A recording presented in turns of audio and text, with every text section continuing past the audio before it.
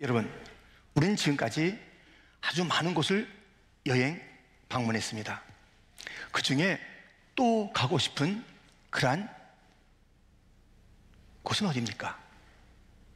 나라면 나라, 도시면 도시, 어떤 그러한 특별한 장소, 어디를 꼭 가고 싶으세요? 저는 이스라엘을 한번 가봤는데요, 또 가고 싶어요. 다른 모든 장소마다 의미가 있는데요, 이스라엘은 전체가 성경 이야기를 담아내고 있잖아요. 그래서 가는 곳곳마다 막 벅차오르는 감동과 또 2000년 전 그 이전의 이야기들이 막 생생하게 느껴지는 그러한 경험을 했습니다. 가고 싶어요, 다시. 그런데 제가 그 중에 예루살렘 옆에 있는 베데스다 목가도 갔댔습니다.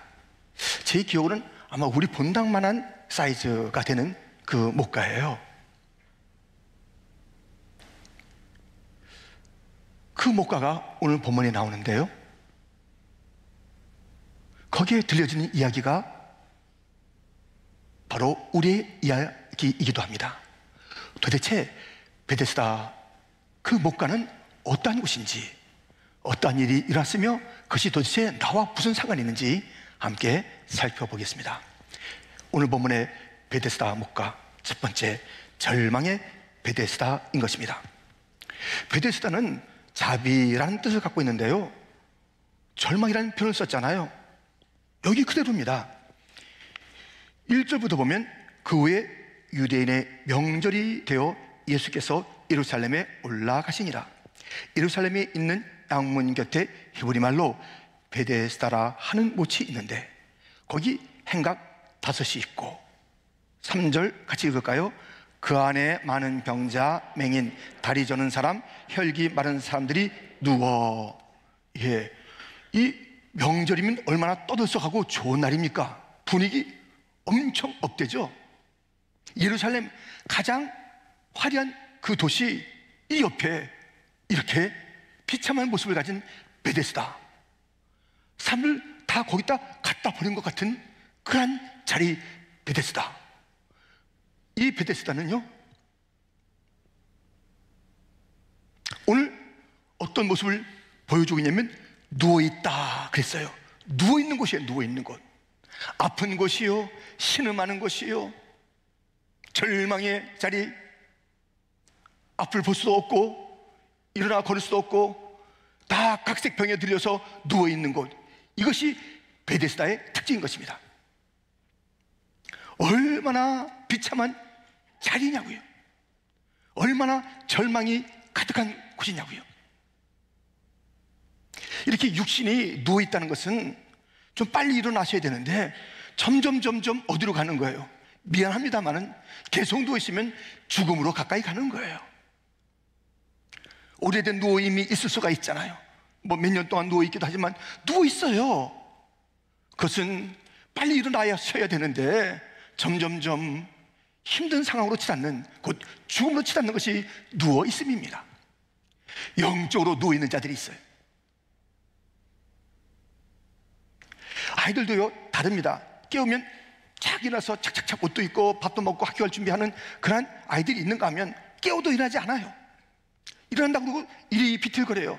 일어나도 투덜투덜대면서 그냥 뭐 양치질을 하는지 뭐 하는지 이렇게 해서 참 볼상사나운 일어남이 있습니다. 교회 안에도요 깨우기가 힘든 자들이 있어요. 안 일어나요. 일어나라고 해도 안 일어납니다. 일어날 때가 됐다고 해도 그냥 조금만 더 이러면서 이리저리 뒹구는 자들이 있습니다. 일어났어요. 정말 아예 누워있는 게 더 나아요. 비틀비틀거리면서 뭐야 하면서 그냥 그 모든 모습이 많은 자들에게 참 불편함을 주는 일어남이 있습니다. 바로 일어나야 돼요. 영적으로 베데스다 목과 같은 그 삶을 사는 자들이 있어요. 우리 모두는 오늘 사는 이유를 말해야 됩니다. 오늘 내가 왜 사는지 말해야 돼요. 사는 이유가 있어야 될 거 아니에요. 영적으로 누워있는 그 존재가 성도임에도 불구하고, 그렇게 살아서는 안 됨에도 불구하고 육신적인 아픔이 있을 수가 있지만 영적으로 누워있으면 무엇입니까? 도무지 일어나지 않는 자들, 일어나도 비틀비틀거리면서 위협적인 모습을 갖고 있는 그런 자들이 되셔야 되겠습니까? 절망이지요, 비참이지요, 오늘 사는 이유를 말하지 못하는 것이죠. 이렇게 이 베데스다는 누워있는 무기력한 곳입니다. 이 베데스다는 또한 기다리는 곳입니다. 3절 하반절에 보니 물의 움직임을 기다리니, 기다리는 것이에요. 기다리는 그 말 자체는 설레입니다. 기다린다는 것이 얼마나 좋아요. 근데 이 기다림이라는 것은 물이 동함을 기다리고 천사가 내려와서 물을 갖다 이제 움직여주고 할 때, 그때 하면서 이 기다리는 것이 있어요. 근데 이 기다림의 내용이 그야말로 전설 따라 삼천리예요. 그게 있다는 건지 없다는 건지 믿거나 말거나 그런 이야기를 가지고 그것을 기다리고 있는 것이에요. 확실한 것을 기다리는 것이 아니라 불확실한 것을 기다리고 있습니다. 기다린다는 것은 반드시 올 것을 기다려야 그것이 참 진짜 기다림 아닙니까? 농부가 가을을 기다려요. 가을 온다고요. 그래서 가을을 기다리는 것 맞지요. 가을을 우리가 사는 것도 아니고 만드는 것도 아니고 그것은 반드시 기다려야 그 가을이 오는 것입니다. 기다리는 것 맞지요? 예, 충분치는 않습니다. 가을을 기다린다면 거기에 그 기다림에 걸맞는 것을 지금 해야 돼요. 준비해야 돼요. 가을을 맞을, 기다리는 가을이 찬란한 가을이 되기 위해서는 심어야 되고 돌봐야 되고 하는 그 봄과 여름의 수고로움과 간절한 기다림이 있어야 하는 것입니다. 저도 이런 일이 있었습니다. 제가 고등학교 때 교내 독창대에 나갔습니다. 중창 합창이 아닙니다. 독창대. 독창대에 나갔는데 제가 예선 통과, 본선에서 입상 못함, 이것이 저희 성적이에요. 예선 통과인데 본선 입상을 못했습니다. 그래서 제가 그때를 기억하면서 그때 내가 입상 못한 거, 그래도 그냥 나가서 딱 했는데 입상 못한 거, 그게 제가 억울한 거 섭섭한 게 아니에요. 그때 불렀던 곡입니다. 제가 불렀던 그 노래가 너무나도 제가 좋아하는 그분의 곡이었고요, 지금도 정말 가곡으로서 참 멋진 곡이에요. 그런데 제가 불렀던 그 가사가 이것입니다. 일출봉에 해 뜨거든 날 불러주어, 월출봉에 달 뜨거든 날 불러주어, 기다려도 기다려도 님 오지 않고, 빨래소리 물레소리에 눈물 흘렸네. 이거 멋있는 곡이에요. 일출봉에 그냥 해 뜨고, 야, 이렇게 불렀는데요. 왜 입상을 안 했는지 아무튼, 예. 그런데 제가 그것을 정말 낭만적으로 불렀는데 지금 돌이켜보니까 기다려도 기다려도 오지 않을 님을 내가 왜 기다렸냐 이거예요. 오지 않을 그것에 대한 왜 낭만을 가지고 있었냐 이거예요. 오지 않을 그것에 왜 시간을 보냈냐 이거예요. 결코 오지 않을 그것을, 오지 않을 그것, 지금 엉뚱한 것을 기다리긴 기다려요. 그 단어는 멋있습니다만 기다림의 대상이 어이없는 것이고 전설 따라 삼천리고요, 기다려서는 안 되는 것, 결코 오지 않는 것들을 기다리는 것이에요. 저는 그러다가 진짜 기다릴 것을 발견했습니다. 그 다음부터는 흔들리지 않는 기쁨이 있었습니다. 이 기다림, 이것입니다. 빌립보서 3장 20절부터 그러나 우리의 시민권은 하늘에 있는지라 거기로부터 구원하는 자 곧 주 예수 그리스도를 기다리노니. 21절은 같이 읽겠습니다. 그는 만물을 자기에게 복종하게 하실 수 있는 자의 역사로 우리의 낮은 몸을 자기 영광의 몸의 형체와 같이 변하게 하시리라. 아멘. 예수님을 기다린다. 기다리는 분이 누구인지를 분명히 알게 된 다음부터는요, 그것을 늘 기다리는 것이에요. 주님을 늘 기다리는 것이에요. 다시 오실 주님 분명하잖아요. 왜? 그는 죽었다가 다시 살아나셨고, 그는 하늘에 올라가셨고, 그는 약속대로 다시 오신다고 말씀하셨고, 그의 말씀은 다 그대로 이루어졌고, 이제 다시 오시겠다는 그 말씀도 이루어지는 확실한 기다림. 그것을 어떻게 기다릴 것인가? 어떻게 기다릴 것인가? 그날까지 어떻게 될 것인가? 준비가 필요합니다. 기름 준비 필요한 것입니다. 사랑하는 싸움은 싸워야 하는 것입니다. 달려갈 길을 달리다가 맞아야 되는 것입니다. 믿음을 굳게 지키다가 그분 예수를 맞아야 하는 것입니다. 기다릴 그분을 기다려야 되는데 오늘 본문의 이 베데스다 목가의 사람들은 기다려도 어이없는 것을 기다리고 있는 것입니다. 이 베데스다는 또 왜 절망의 땅이냐면 경쟁하는 곳입니다. 거기는 1등만 살아남습니다. 4절, 이는 천사가 가끔 모치에 내려와 물을 움직이게 하는데 움직인 후에 먼저 들어가는 자는 어떤 병에 걸렸든지 낫게 됨이러라. 먼저 1등만 너 죽고 나 살자예요. 여기는 이 베데스다 목가에서의 삶의 방식은 너 죽고 나 살자. 1등만 사니까, 먼저만 사니까요. 세상이 그렇습니다. 세상은 1등만 기억합니다. 여러분들 여기 있는 모든 사람들에게, 옆에 사람에게 물어보면 미국의 초대 대통령 이름 모르는 사람 없습니다. 링컨 이렇게 말하는 사람 없습니다. 바이든 이렇게 말하는 사람 없습니다. 다 압니다. 1대 대통령 조지 워싱턴. 그럼 1대 대통령 누구예요? 요거 아시는 분 상들입니다. 미국의 2대 대통령 누구예요? 예, 여기 써왔습니다. 존 애덤스입니다. 존 애덤스. 이등 잘 모르시죠? 한국의 에베레스트산의 첫 정복자가 고상돈 씨입니다. 1977년도. 그 두 번째 누가 올라갔어요? 거기 한 100수십 명 올라갔을 거예요, 지금까지. 근데 두 번째 누구예요? 두 번째? 잘 모르시죠? 허영호 씨입니다. 예. 둘째는 제 기억도 안 나고 중요하지 않은 1등. 지금 이것이 베데스다 목가의 먼저의 삶입니다. 1등의 삶입니다. 다른 자 다 없애야 되는 것이에요. 다 방해거리예요. 나에게 기둥돌 무슨 방해돌이에요. 걷어차야 돼요. 끌어내려야 돼요. 땡겨야 돼요. 이것이 베데스다의 생존의 방법입니다. 이것이 마치 그때 이 정말 이만한 공간인데요, 베데스다 목가라는 곳이 세상의 축소판이에요. 세상의 축소판. 그냥 누워있는 거예요. 비틀비틀거리는 거예요. 비전이 없는 거예요. 안 보인다는 것이에요. 아, 나는 뭐 하면서 다 게을르게 누워있고 소망 없이 누워있고 그러면서 기다리는 거는 있어요. 아이고 내가 1등 해야지. 아니, 그러면서 무슨 1등? 그 1등이란 가치도 그것도 그게 합당한 그런 가치가 아닌데 그러면서도 누워있으면서 1등 해야지.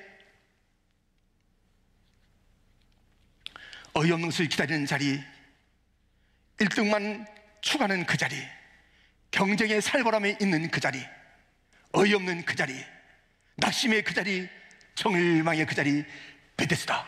이름은 자비인데 그 삶과 내용은 영 그것과 어울리지 않는, 오늘도 은혜 아니면 살 수 없다고 고백했는데 삶 자체는 은혜가 아닌 자기의 노력이요, 자기의 의지요, 자기의 방식이요, 그것이 있다면 노래는 은혜 아니면 불렀으나 그 삶에는 은혜와 동떨어진 자기의의 삶이었더라. 이렇게 될 수 없듯이 자비라는 베데스다 목가가, 자비는커녕 경쟁의 자리요, 절망의 자리요, 엉뚱한 것을 기다리는 자리요, 팍팍 쓰러져 있는 그 자리요, 이름과 다른 것, 그것이 베데스다입니다. 이 베데스다 목가는 어떤 곳인가? 두 번째, 희망의 예수님, 절망의 베데스다와 희망의 예수님이 나타나는 자리인 것입니다. 절망의 자리에 베데스다 냄새나고 다 쓰러져 있는 이곳에 예수님께서 오셨습니다. 오늘 본문 5절 6절에 보면 거기 38배 된 병자가 있더라. 예수께서 그 누운 것을 보시고 병이 벌써 오래된 줄 아시고 이르시되, 거기 수많은 자들이 있는데요, 아니 예수님은 거기 다 병든 자들 사랑하시면 안 되나? 왜 하필 이 사람에게? 예, 주님은 다 사랑하시죠. 근데 지금 오늘 이 말씀을 38년 된 병자다, 근데 주님께서 그 환자를 보시고 병이 오래된 줄 아시고 하는 그 표현을 쓴 것은 주님께서 각자의 처지와 형편을 세밀하게 하시고 그에게 개인적으로 다가오시는 주님이신 것을 일러주는 것입니다. 지금 이 자리에 주님께서 우리에게 다가와 계신 거예요. 우리의 처지와 형편을 다 보고 계시는 거예요. 우리를 다 아시는 거예요. 어떤 과거가 있는지, 어떤 상처가 있는지, 어떤 문제가 있는지, 왜 이렇게 됐는지 주님은 아시는 거예요. 모든 처지와 형편을 아시는 주님께서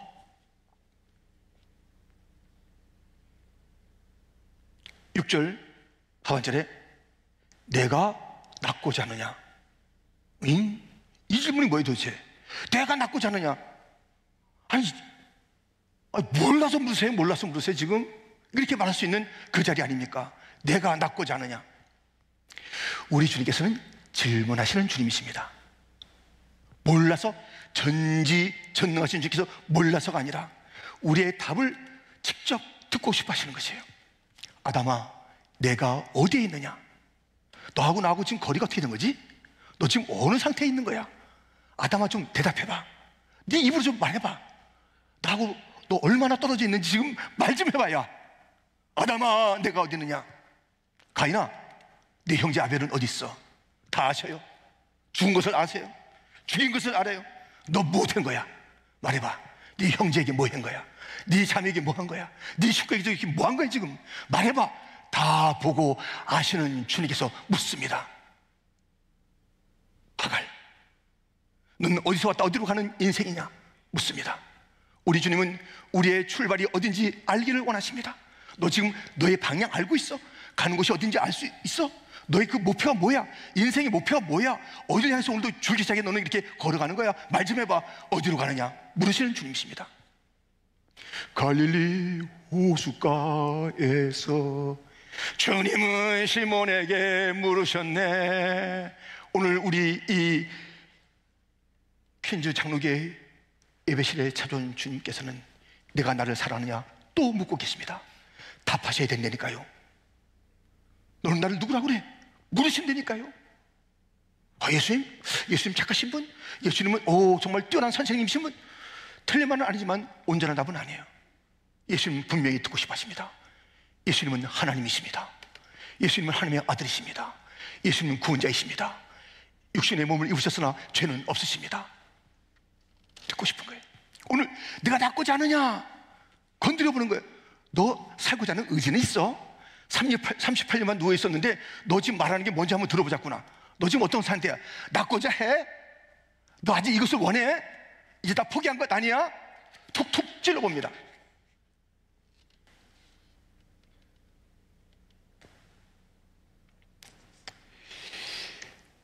대학 입시 때 재수하신 분 계시죠? 손들지 마세요. 예. 삼수하신 분, 예, 손들지 마세요. 제가 삼수했습니다. 이렇게 하지 마세요. 예. 하여튼, 예,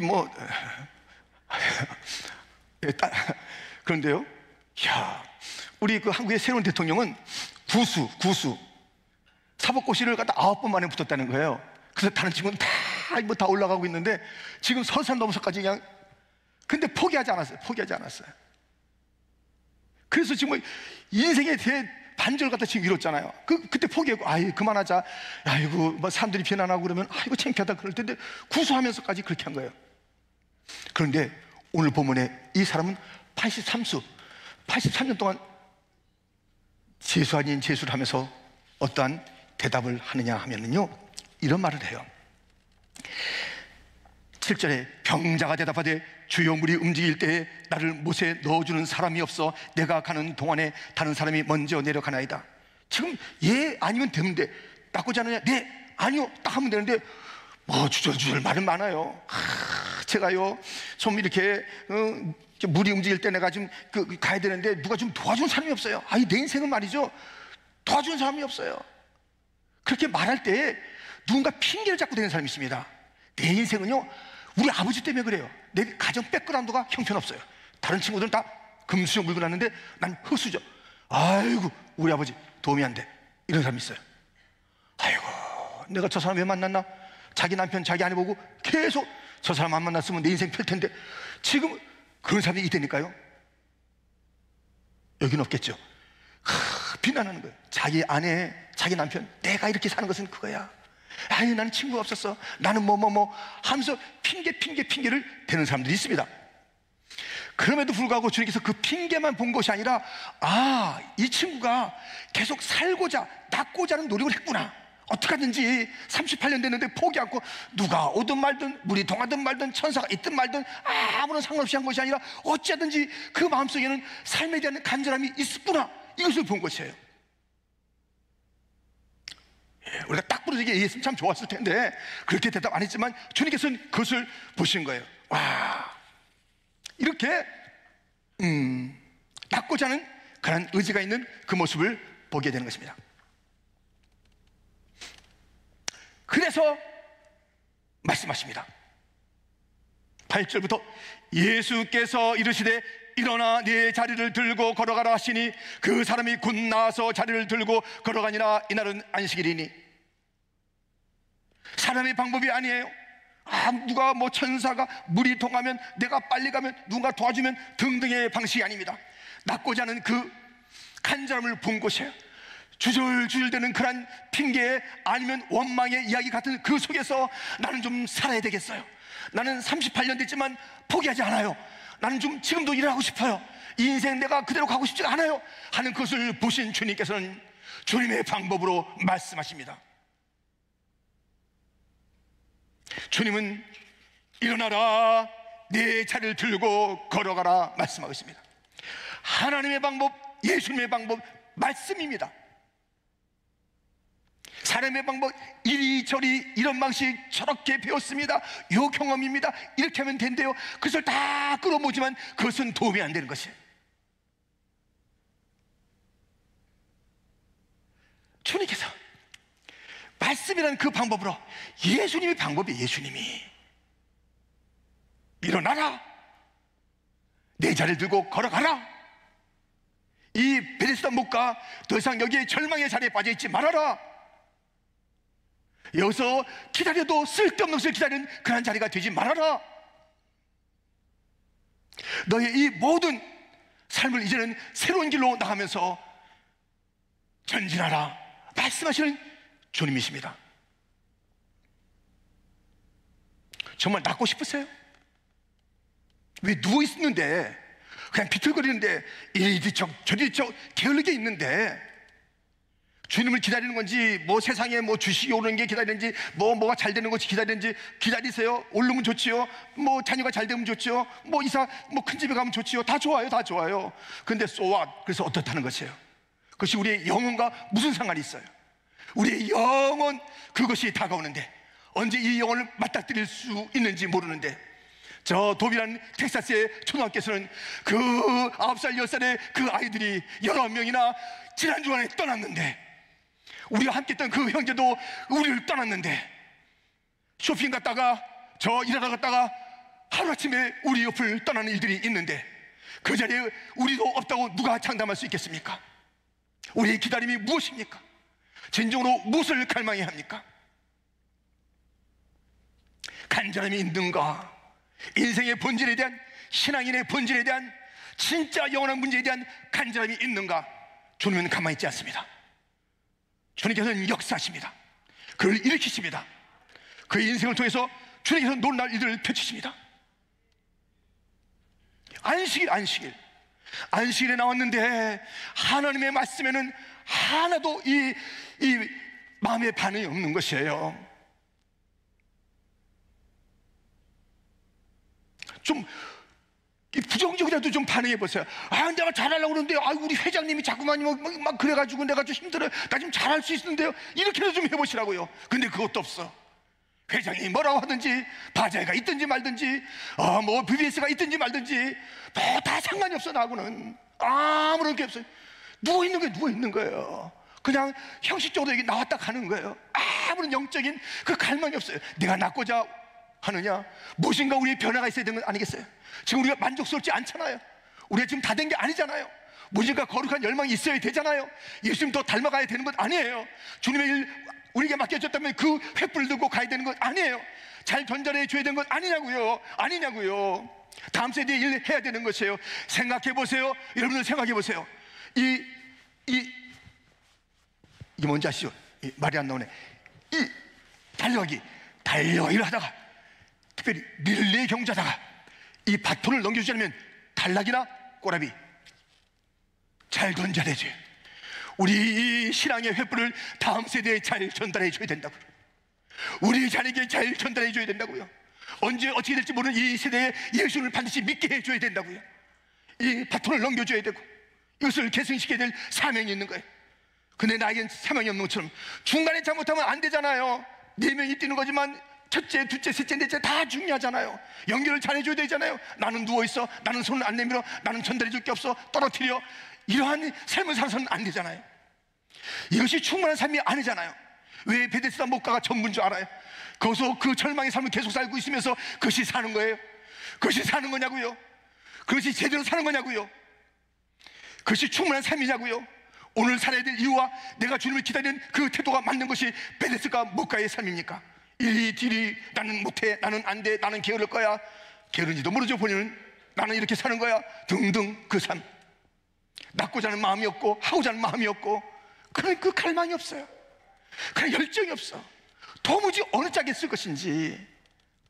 그래도 은혜 때문에 오늘 여기 우리를 기도하여 나오게 하시고 각가지에서 예배케 하신 주님, 아직은 은혜가 충만합니다. 그러나 그 문이 닫힐 때가 있습니다. 닫힐 때가 있습니다. 아직은 은혜의 때입니다. 아직은 소망의 때입니다. 아직은 희망을 노래할 때입니다. 예수님 다시 오시기 전에 회개할 때입니다. 우리에게 맡긴 그 사명 감당할 때입니다. 우리가 들고 있는 이 횃불을 활활 잘 태워서 우리 주님 오실 때까지 이 횃불을 우리 다음 세대에 잘 전달해 줄 때입니다. 놓치지 마세요. 이 바톤을 놓치지 마세요. 게으르지 마세요. 나 하나쯤이야 하지 마세요. 우리 주님은 한 사람 38년 된 그 사람에게 주목하셨듯이 오늘 우리에게 주목하시면서 너 낳고자 하느냐? 너 갈망이 있느냐? 너 소원이 있느냐? 너 일어나서 달리겠느냐? 새로운 비전, 이 베데스다 목가를 뛰어넘는 새로운 자유, 죄의 사슬에 있었습니다. 눌림에 있었습니다. 편견 가운데 있었습니다.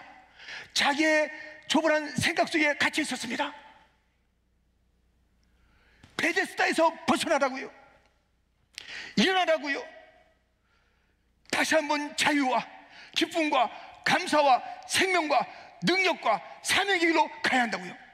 이 사람은 일어나서 우리가 딱 이제 이 요한복음 5장 쭉 보면요, 예수님이 나를 구원하셨다, 예수님을 증거하는 모습이 나와요. 많은 어려움이 있어요. 안식일 날 이런 것 했어? 시비가 있습니다. 그러나 당당한 것입니다. 여러분들, 세상은요, 왜 주일날 가서 뭐 하라고? 돈이나 벌지. 연휴야 연휴. 아셨죠? 연휴. 연휴야 연휴. 놀러가도 누가 말 안 해? 나는 가리라, 나는 지키리라, 나는 신앙이다, 나는 주님이다, 나는 내가 일어나야 돼. 다른 어떤 육신적인 잠시의 즐거움보다 내 영혼이 소생해야 돼. 나는 다시 한번 이 세상에 주어진 사명을 감당하는 자로 일어서야 돼. 나는 비전의 땅으로 갈 거야. 베데스다에 머물러 있지 않을 거야. 누워 있지 않을 거야. 헛된 것을 기다리지 않을 거야. 안 돼, 안 돼, 안 돼 하는 그런 절망의 용어가 내 것은 아니야. 나는 가리라. 일어서는 자가 되기를 축원합니다. 아멘. 268장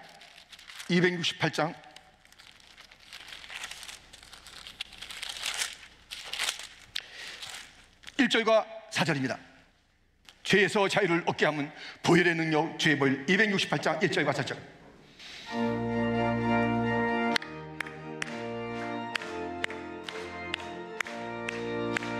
죄에서 자유를 얻게 하면 보혈의 능력, 주의 보혈. 시험을 이기고 승리하니 참 놀라운 능력이로다. 주의 보혈 능력이 또다. 주의 피 믿어. 주의 보혈 그 어린 양의 매우 귀중한 피로다. 구주의 복음을 전할 제목, 보혈의 능력, 주의 보혈.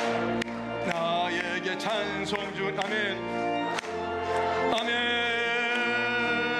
주의 보혈 능력이 또다. 주의 피 믿어.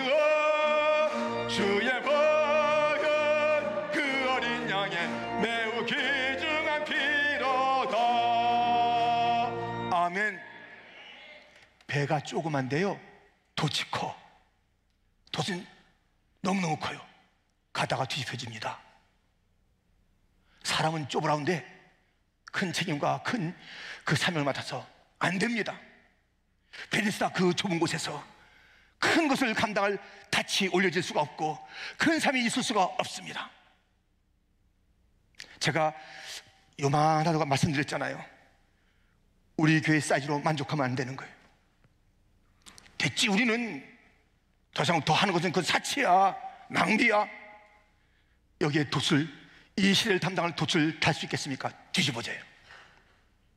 사람이 좁으라운데 거기다 사명 맡기면 진짜 교만해지고 진짜 어이없고 진짜 망쳐요. 인생 자기도 망치고 가족도 망치고 그 시대를 망치는 사람이 되는 거예요. 정말 주님의 마음을 품은 그런 자들이 되고, 은혜를 사모하는 자들이서 여기 큰 것을 맡겨줘도 넉넉히 이 시대를 위해서 감당할 수 있는 그런 넓은 주님의 마음을 품은 교회가 되어야 되지 않겠습니까? 그런 큰 비전을 가지고 살아야 되지 않겠습니까? 좁아서 뭔가 다뤄놓으면 탁 넘어지고 달 수도 없어요. 너무 좁아서 맡길 수가 없어. 사람이. 주여, 우리가 여기 있나이다. 일어나시길 바랍니다. 아멘. 전진하시길 바랍니다. 아니, 저는 안 가고 여러분만 가라는 것 같은데 전진합시다.